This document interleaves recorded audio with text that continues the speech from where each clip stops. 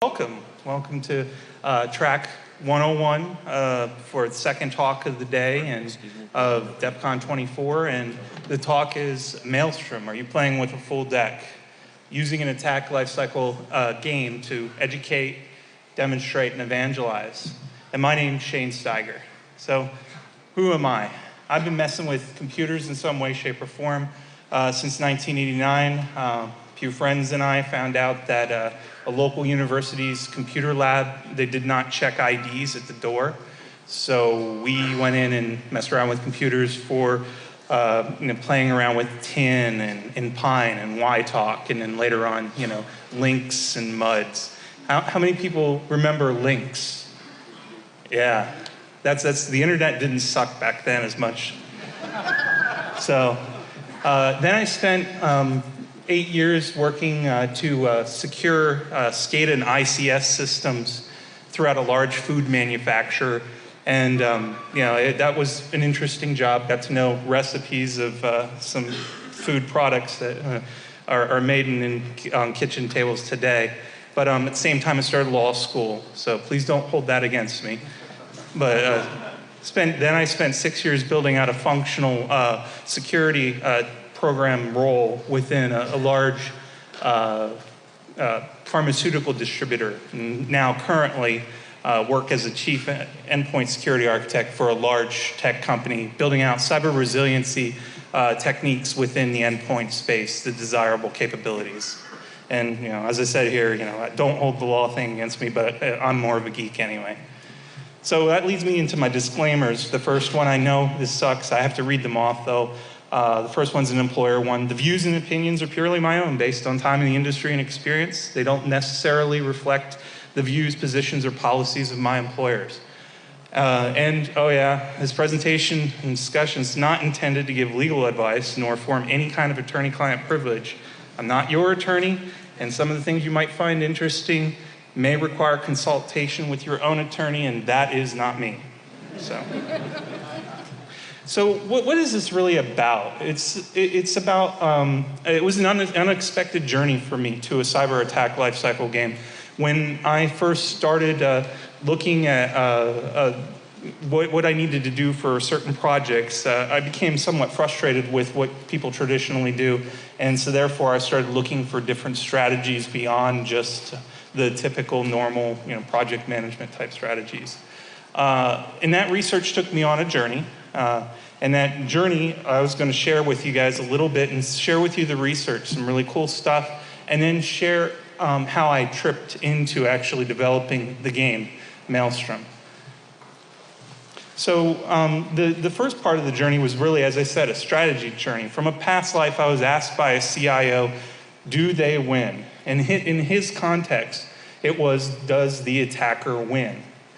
And I was completely out of context as to what he was asking me, so I didn't know if the next words out of my mouth would be career limiting or not. So, I took that and found out later on that he was actually interviewing for jobs, so it was kind of like he was stealing some of the questions or answers. And, it was a question that really struck me. A CIO asking that question, do they win? It was an assumption almost. But then later on, I was asked to look at solutions for over 300,000 endpoints, and things at that scale become kind of interesting. You think you got something generic and rather standard or basic, but you're working with the Wild West at that scale. And what I did is, like most folks, I put together a bunch of requirements, a bunch of Visios, a bunch of PowerPoints, and ended up with a nice heat map for people to look at and maybe make choices. And it didn't make strategic sense. And that really bugged me, and it brought me back to the CIO question of, do they win? And so I needed to find some different way to make choices at 300,000 endpoints. It's a lot of money. Make choices at that scale.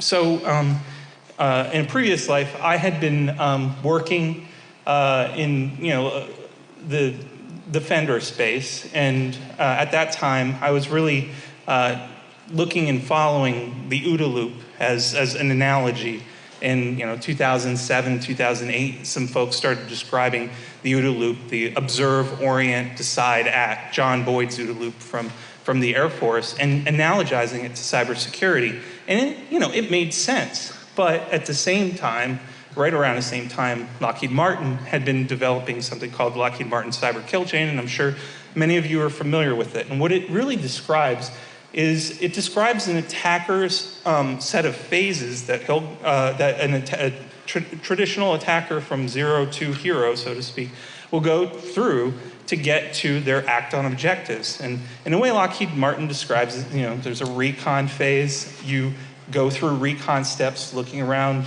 for things on Google, Shodan, whatever.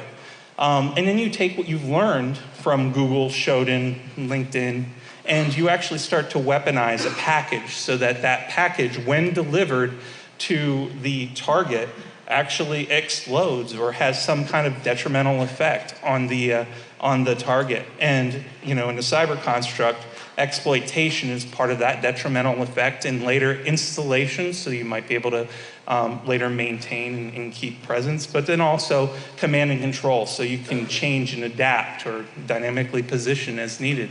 And as Lockheed Martin kind of describes, they talk about the act on objectives of recon, destruction, and pivoting or exfiltration. So it's really good work. For anybody who hasn't seen it, definitely go out and take a look at it. But I have a few quibbles with it. But the next set of slides starts to build out what would the defender do in each of those phases. What would they do against a recon? Against Google or Shodan or some LinkedIn areas, and you start building out the structure of, all right, there's an attacker set of tasks or activities are going on in a phase. There should be some defensive set of tasks or activities that are going on within a phase. Lockheed Martin describes it as the 6 Ds. And I won't go into them here because they're somewhat nuanced and they actually don't necessarily just apply in the phases. So.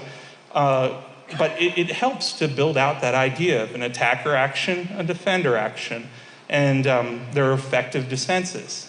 But there's one other point that I have, kind of with the Lockheed Martin kill chain. It's somewhat of a misnomer because I've had this with companies that I've worked with in the past, trying to communicate with them about, hey, I'd like a product that actually works as a defensive product in the weaponization stage and in the recon stage. How do I do that? And they'll get confused as to what the kill chain really means. It's really about, the name is somewhat misleading. It's really about defender actions within the attacker's lifecycle phase. So I throw that out there just as a small quibble.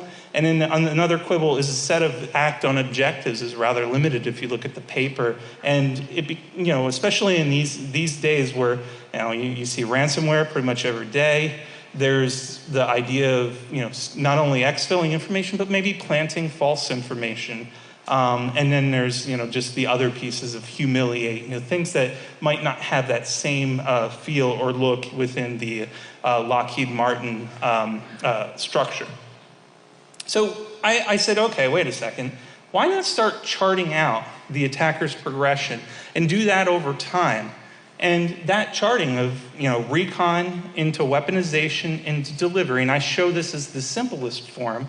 I mean, these phases could happen in parallel to one another, but you're still exiting one phase. You're exiting the recon phase to get into weaponization to figure out what you're going to build, and wrap, to deliver via commodity malware frameworks. And then you're exiting, that weaponization phase to get into delivery. So you're doing tasks.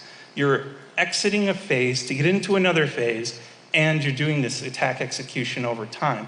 What does this look like to folks? It looks like a Gantt chart or a project plan.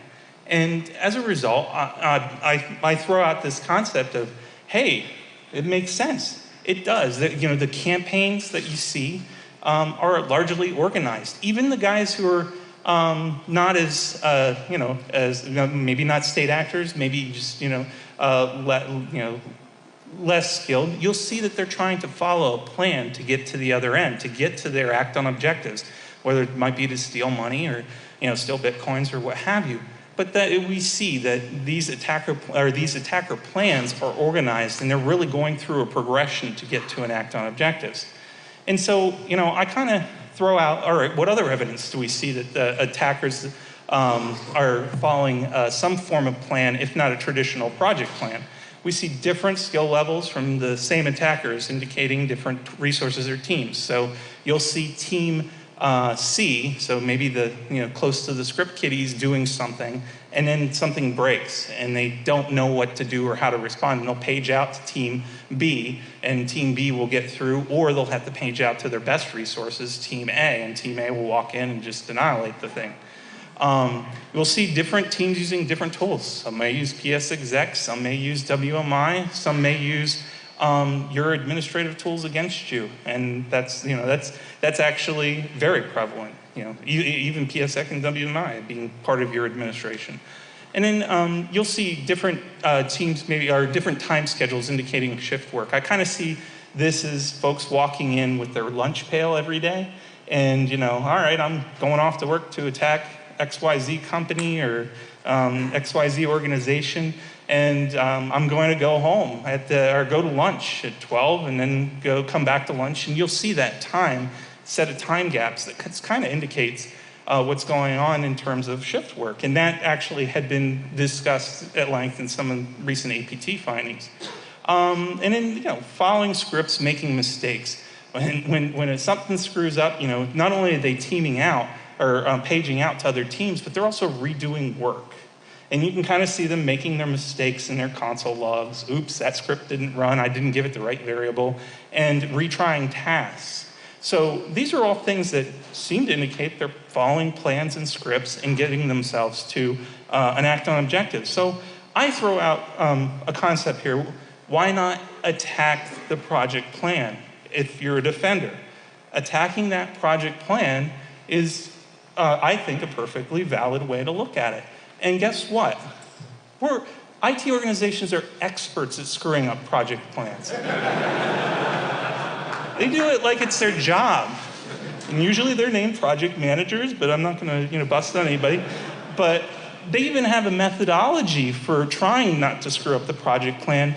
And so I suggest, look at the methodology, and this methodology is here, kind of listed as what's called the PMI triangle.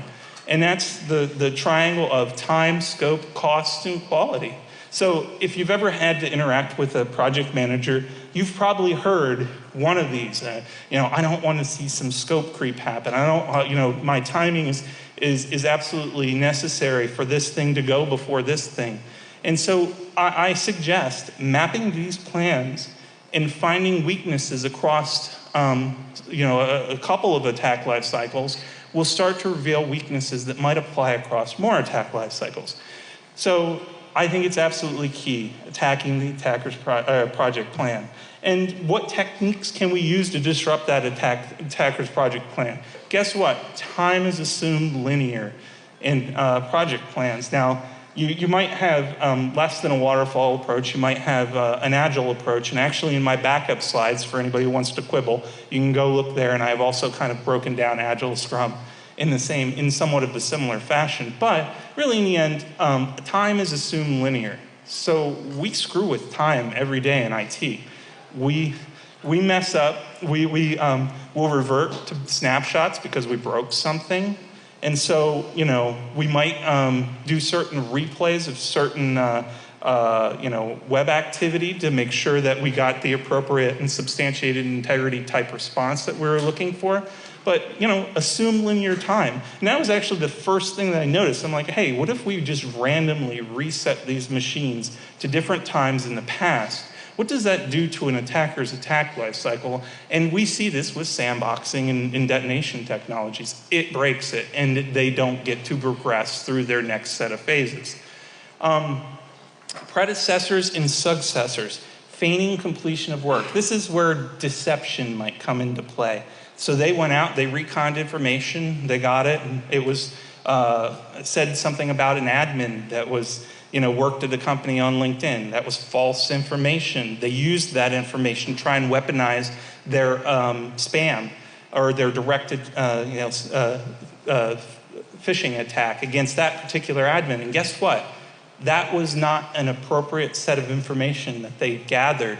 They used deceptive elements to try and land an actual attack. And so therefore, feigning that completion of work becomes a disruptor to that project plan. Resources and tools, attack tools and shift work. Hey, if Team F is using something like Cloudflare as their point for infiltration, unless it's an absolutely critical to the business app, what is the harm in just cratering Cloudflare for that particular stage for a period of time? If they only use it during their shift work, guess what? They've got to now switch out to other resources to go and deal with it.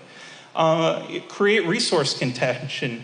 Flooding your own machines or targeting your own machines in a cyber resiliency construct, that should always be an option. You should always have the ability to flood certain machines. I mean, yes, there's certain ones that you're not going to be able to take down because they're business critical, but not everything and everyone is business critical. So understanding and defining somewhat where that sits, but understanding that an offensive approach against your own machines might create disruption to the attacker's plan, because remember, they're using your machines against you, and therefore this removes an asset they have to get through their attack lifecycle and project plan.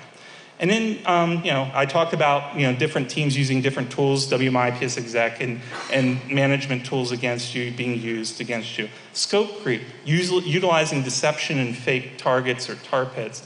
This is always a fun one. I actually talk about, with a number of folks, the concept of honey information. Not honey tokens, not honey pots or honey nets, but honey information, things that are planted out there that the attacker has to stomp through and has no choice but to look at because it's there. They've enumerated on the box and they see a bunch of information, maybe some logs that are interesting, and they might want to use that information for their lateral movement. This creates scope creep to them if they have no idea that it's deceptive, and therefore creates that ability to make them noisy, creates that ability to make them visible to you in their attack lifecycle. And it also screws with their predecessors and successors. Cost, I mean, any cost increase to the attacker is a cost decrease for you to remediate.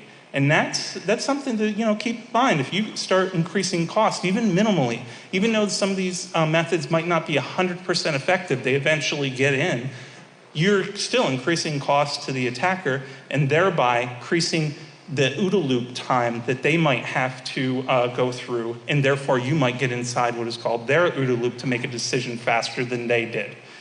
And then lastly, noise and anomalies. That's always a fun one. Random IPC shares to things, as the bad guy's enumerating through and trying to find things.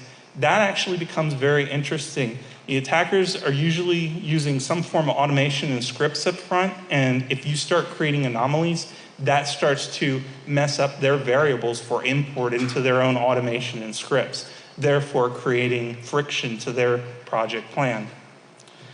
So what would that look like? Just visually, I just draw it up. Maybe they're at command and control, and you've just snapshotted the machine back to an older version. Guess what? They have to go all the way through exploit again because they've now toasted the snapshot back to a previous version has now toasted their ability to go from exploit to install and back to command and control. That sets them back in time, or they're sitting at install and the virtual machine might blow back to a point where they have to re-deliver again that same spam message or that same phishing message to get the admin to open. So that's just one visual, the same type of visual for tool unavailability. That same concept of, hey, you have to exit one phase to get to another, you have to progress through one phase to get to the next phase.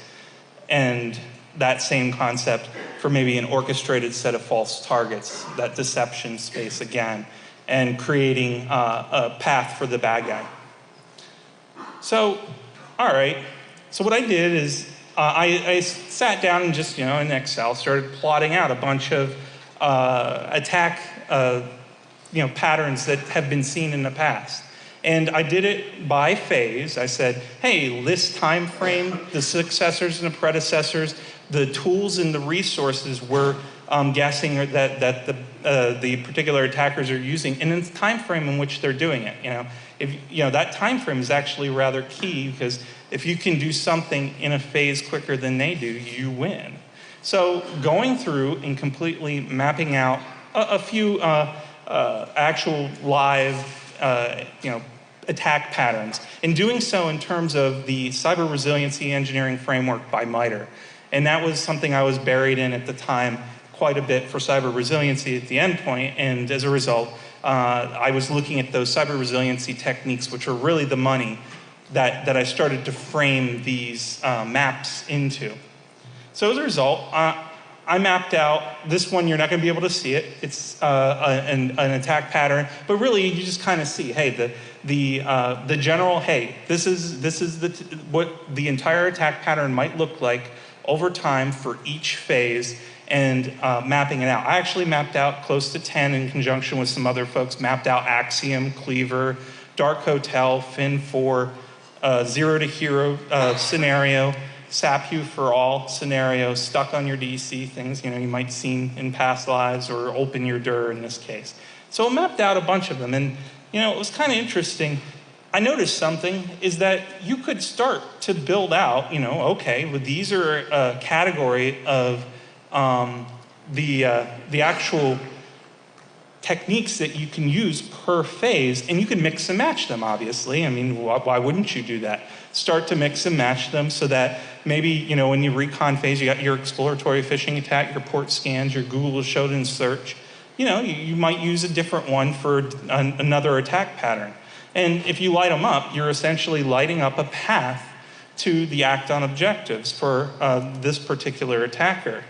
And right here, I just show 3 examples per phase. So that meant, hey, I got to get some more. So grep more attack research catalog techniques. And so that's what I did. I went out and looked for some, attack techniques that, were research-based. And of course, I found MITRE's CAPEC, Common Attack Patterns and Enumeration Catalog. But for anybody who's gone out there and looked at it, at the time when I started looking at it, probably about 4 or 5 years ago, 3 or 4 years ago, I guess it was, there were 400 techniques at that time. There are now over 504. And so it became slightly unmanageable. Yes, I could go and map and start throwing in to potentially each phase, those techniques. But I realized something. Wait a second. I tripped across this other framework that was just coming out as public work, and that was MITRE's attack framework, adversarial tactics, techniques, and common knowledge. And that had 68 techniques at the time, and this was in late 2014, early 2015. I'm like, hey, that's a lot more manageable. Plus, it's relatively mapped to an attack lifecycle. And I said, hey, that actually works a lot better. So I got an attack lifecycle from something like Lockheed Martin, and I can map these attack tools techniques straight to the attack lifecycle right there. Therefore, it was a win for me. So what does that look like? At the time when I started really building out my work, it looked like this around 2015. I started in February, really hammering on it, and then it changed just a little bit. And this is what it looked like in 2015. So you can see that, hey, there's this list of attack techniques that a bad guy could put in, or an attacker could put in their pockets and start using against a particular set of act on objectives, what they're looking to do. And the same concept's true. Light them up. Essentially build your path to the end game. And that really made sense to me, and made logical sense. Plus, it was research based. But the problem is, I still had some things going on at the same time, and that was the attack research was actually changing a little bit. So the stuff you see in 2015 was 68. The stuff you see in 10 of 2015 started to build out where there were some gaps, and it became 101. And this is hot off the presses. It was just released, and it's absolutely awesome. I suggest you guys go out and take a look at it. It was released 7/28/2016, and that's the latest list. And it ties back to things like CAPEC. It actually shows things that other companies would show as public knowledge for, attackers, their actual tools and techniques, what tools are used by a particular set of threat actors. This is all tied into this framework now. But, back to the regularly scheduled program here. This was cool stuff, and this is what I was using as my build out to the initial attack patterns. But that question of do they win in my old CIO's life came up. I'm sorry, this is a list that kind of breaks it out too. But that question of do they win, that became kind of interesting. I said, well, guess what? I have all these attack patterns listed out, research-based. Why not take somewhat of a, kind of a magic card approach of, if you have something that's pretty effective as an attack technique, what are the defensive techniques? Even if they aren't as effective, what are some of them that you can use against each and every technique in the attack tool bag? And what it became was, hey, something like new service, what would you do? You would maybe whitelist services so that they couldn't start, if it was a bad news service. Or you might blacklist certain services that that particular attacker is using. You might do service start failures and dependencies. So I started listing out this set of complementary to the attack research techniques. So it became a set of defender techniques. And there were, as I said, multiple levels of efficacy from good to really good to maybe not so good. But the thing I noticed is, hey, some of these techniques appear most often. And they appeared most often across the attack lifecycle. Then that really started to resonate. I'm like, well, if I invest in a particular set of attack technique or defensive techniques like time disruption, I get the most effect across the attack lifecycle. Deception, I get this enormous amount of effect across the attack lifecycle. So things like targets like time, scope creep, and predecessors or successors as defense became a really key understanding and saying, if I invest here, I'm going to have to invest less in my defenses across the entire life cycle, being a strategy play. And then some of the strategies had like little payoff, but high investments. So, in some cases, if you look at analytic monitoring, maybe your big data lakes and trying to find that needle in a haystack, that's a hell of a lot of money. You're putting in quite a bit of money, quite a bit of time, quite a bit of effort to go and find that needle in a haystack.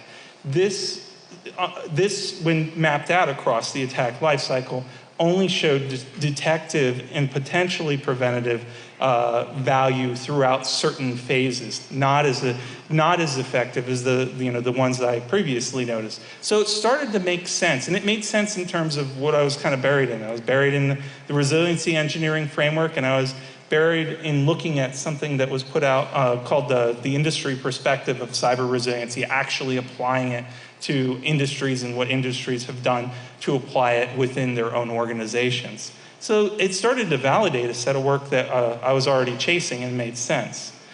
But I noticed something more, and I see, you can kind of see the lead up. I got an attacker deck, I got a defender deck, I got a progressive board based on Lockheed Martin's attack lifecycle. Maybe I have a game. So I started a mock-up. And I didn't know I was going to get to this, but that's, once I saw all those pieces, I said, all right, let's go back to the, geek days of Magic, which I may or may not have played once or twice. And I started going, hey, where can I build these card decks? And I found a place that I could build them, and I defined the attacker as red and the defender as blue, just as a convention, and started a mock-up. And and I also put together a board. And you'll notice that this board, I first thought about the Lockheed Martin attack lifecycle, or whatever attack lifecycle you might want, as a potential Candyland type setup. But then I realized, wait a second, this is really kind of like a give and take between the attacker and defender, because they don't always win, defenders don't always win. So is a true give and take, and therefore create that board kind of in a wu-wei approach, give-take approach, or in a kind of a vortex approach. And that's also how it got the name Maelstrom. But as you can see, it's going from reconnaissance and all the way in through to act on objectives. So your goal is to keep the guys out as a defender, or if you're the attacker, your goal is to get to act on objectives, and it made sense. I started tearing down the cards to make, okay, what could these cards look like, and how would they be built out? They have a set of phases they could be used in. So these sets of cards, or the attacker card here, can be used in recon, exploit, C2, and actions. And it's a lateral movement card that does application. The attacker in this case is hiding in the application deployment software. So SMS or Tivoli or something like that. But you also then have progression. How far are they going to get? There's a +4 or a -4 on the defender card. So that's how far they get within the attack lifecycle with that particular play of the card. There's also, for more advanced play, there's cost and upkeep. And that's, cost is kind of that real strategy play of figuring out, hey, how much would doing a defense like this or an offense like this cost? And then there's the other piece, and that's building out a story. So you can't just throw a card down and not know how it's used. You actually have to, as table rules would work, you would say, hey, this card's being used this way in my story. And some of the most fun that we've actually had playing the game was some of the stories people would come up with. It's actually a little crazy. But what do they, how many cards are there? There's over 60 unique attacker cards within the sets of decks I've developed so far. And these are just some examples that sit out there or that I've put together. And then there's over 70 plus unique defender cards that I can show as examples. And there's another piece, and I added later on while I was developing the game, it became apparent that we don't always know who our threat actors are, and our threat actors sometimes have a certain methodology or a certain way of play. And so mapping out unique threat actors was actually kind of interesting. And so, going from freelance spies, corporate spy, all the way down to warfighter or political, social, motivations, it was interesting to kind of break those down. And the way it would work is those chips go face down on the board, so the defender does not know what that is actually being played. And there's certain opportunistic cards that might come up and also allow them to take a peek. Then, as I said before, I had a little bit of a quibble with the Lockheed Martin attack lifecycle, and some of that quibble, was about, hey, what are the other act-on objectives behind the ones kind of listed out and discussed most frequently? And so, as you can see here, here's the example sets of those act-on objectives and the cards that are in play as a result. So, and that sits face down in the middle of the board, because guess what? You don't know what the attacker's act-on objectives is going to be. So there are 3 different versions of play. There's easy play. That's where the cards are dealt to you. But keep in mind, that's not really real life. That's not the way real life works. Tactical play is where you choose which cards you have, and this is kind of like magic in and of itself. You choose which cards you play, or you're going to have in your hand. The attacker chooses, the defender chooses, the chips might be face down or dealt, the act-on objectives might be face down or dealt, but that's kind of the tactical play. And then the last one is the strategic play, where you actually have to buy cards, you're given budgets. But that, as some folks pointed out to me, they said this is too much like real work and not necessarily a game. So that was one of those ones we played a few times. But one thing that was kind of interesting about it is it made sense when folks started to see how expensive it was to do certain attacks or how expensive it was to do certain defenses. And so I have the rules. They're going to be posted tonight, late tonight after the talk and after I get back to the room and so forth. But the rules have been built. They're actually on your CDs. So, they're out there. But I'll post all that stuff to GitHub. And so that's just a big, quick overview of the game. This is what it looks like. I have a printed out set of copies with me. I also have some that are out to friends on loan. And this is what it looks like if laid out. So the board, it's something this board I printed up at FedEx just in Mandalay Bay. I mean, it's that simple, that easy. And the cards, that's something that I'll talk about in a few seconds. The sample video of gameplay, there is one out there. We've played a number of times, but decided one time we'd actually record it just so people could see how it works. And then what are the use cases for this? Remember from the beginning I said education, demonstration, and evangelism. Learn an attack concept, life cycle concept, and make it part of a vocabulary. This is not something that defenders actually do often. So this is an ability, or this is a way to go and try and educate, defenders and attackers what in some cases what they're doing is part of their actual progression plan potentially. Make themselves more organized as pen testers or what have you. And then it builds a security mindset in those defenders who don't do offense. When we played with engineers and played with other like forensic investigators, they didn't necessarily understand what the attacker was doing, but they saw the forensic artifacts. And then after playing the game a few times, they understood, oh, now I get why they needed to do this before they did this. So building out an attack lifecycle concept or vocabulary, and then also building out a security mindset. Demonstration, mini tabletops. We've played that out with a few, maybe some events you've had go on. How the hell did that happen? What would a defender have done differently if they had different tool sets or cards in their hand, if they were playing with a full deck, so to speak? And then analysis and strategies for choosing technologies to win. It's funny, that's actually where I was trying to go when I started this whole journey. I was looking for, some endpoint technology-based stuff that was at scale. And then cost-benefit analysis. And that's where it really comes down to, hey, you got to make it more, you got to make it harder on them, cost more for them than it is for you.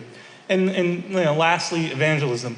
People, it's funny, I've had this out, I've played, people look at it and they're like, oh, wait, what is this? It draws them in and starts to, kind of play out that gamification of, hey, how do you get to this particular act on objectives? How can I get to that particular act on objectives? And they start playing out games for themselves and draws them into that attack versus defense type role, and then gets a message to non-security folks.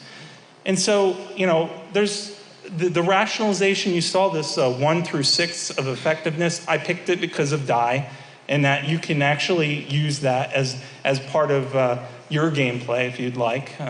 Cost rationalization based on a 1,000-seat company. That's kind of what I was trying to do, a thumb in the air as to how much I'd see it cost in previous lives. And then there were prior art. There's Hacker, Hacker 2, Control Alt Hack, Elevation of Privilege. I mean, some of these things are given away, but many of these things are actually more offensive than defensive. And so I say, in this case, we have an offensive and defensive game with a progressive board based on research. The attack framework, the complement to the attack framework, and the Lockheed Martin cyber security kill chain. So what are the next steps? Submit work for Contalks, get input.